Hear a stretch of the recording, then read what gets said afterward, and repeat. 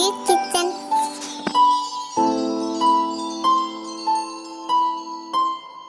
Hi friends, welcome to Honey's Kitchen. இன்னைக்கு நம்ம இந்த வீடியோவில் சூப்பர்பான ரெசிபி ஒன்று பார்க்க போகிறோம். அதுக்கு முன்னாடி நம்ம சேனலை சப்ஸ்கிரைப் பண்ணாதவங்க சப்ஸ்கிரைப் பண்ணுங்கள். கூடவே பக்கத்தில் இருக்க பெல் ஐக்கனை கிளிக் பண்ணுங்கள். ஹாய் ஃப்ரெண்ட்ஸ், இன்றைக்கி நம்ம பார்க்க போகிற recipe milk pasta. Milk pasta செய்கிறதுக்கு 1 கப் மக்ரூனி இந்த மாதிரி வேக வச்சுக்கோங்க. தேவையான அளவு சர்க்கரை, நான் சர்க்கரை 3/4 கப் எடுத்துருக்கேன். 1 கப்புக்கு 3/4 கப். நெய் 4 ஸ்பூன். முந்திரி 10 இந்த மாதிரி சின்னதாக கட் பண்ணி வச்சுக்கோங்க. 2 ஏலக்காய். பால் 1/2 லிட்டர். இப்போ ஒரு பாத்திரத்தை ஸ்டவ்வில் வச்சு ஸ்டவ் ஆன் பண்ணிக்கோங்க. இதில் 4 ஸ்பூன் நெய் ஊற்றிக்கோங்க. நெய் காஞ்சதும் இதில் சின்னதாக கட் பண்ணி வச்சுருக்க முந்திரி பருப்பையும் ஏலக்காவையும் இது கூட சேர்த்திக்கோங்க. ஏலக்காவை இந்த மாதிரி கட் பண்ணி போட்டுக்கோங்க. முந்திரி பருப்பை போட்டுக்கோங்க.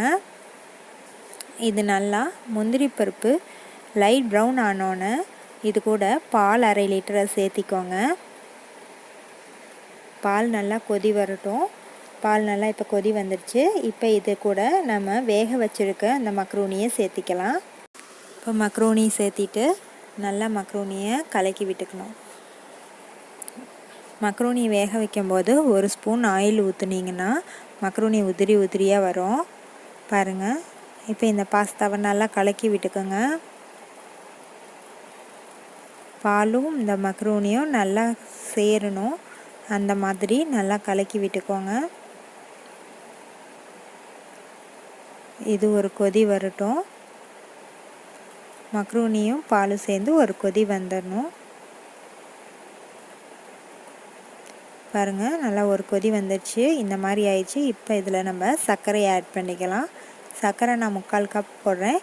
உங்களுக்கு சர்க்கரை இன்னும் கொஞ்சம் வேணும் அப்படின்னா நீங்கள் போட்டுக்கலாம். சர்க்கரையை போட்டு நல்லா கலக்கி விடுங்க. இந்த பாலாட்டம் இருக்குது பார்த்திங்களா, இந்த பால் இன்னும் நல்லா சுண்டணும். மக்ரூனியும் பாலும் நல்லா மிக்ஸ் ஆகணும். பாருங்கள், இப்போ நல்லா சுண்ட விடுங்க. இந்த மாதிரி கொதித்து இந்த மாதிரி சுண்டிருச்சு பால். இப்போ இது பார்க்குறக்கு இந்த மில்க் மெய்டை இந்த மக்ரூனியில் கொட்டி வச்ச மாதிரி இருக்கும். அவ்வளோ டேஸ்ட்டாக இருக்கும். மில்க் மெய்டோட இது ரொம்ப டேஸ்ட்டாக இருக்கும். பாருங்கள், நல்லா வெந்துருச்சு. இப்போ இதை நம்ம இன்னொரு பவுலில் மாற்றிக்கலாம்.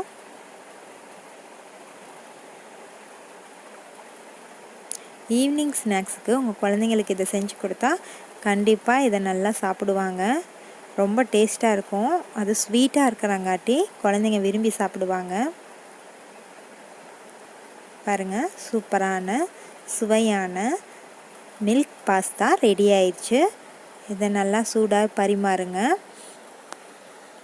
இந்த வீடியோ உங்களுக்கு பிடிச்சிருந்துச்சுன்னா நம்ம சேனலுக்கு ஒரு லைக் போடுங்க.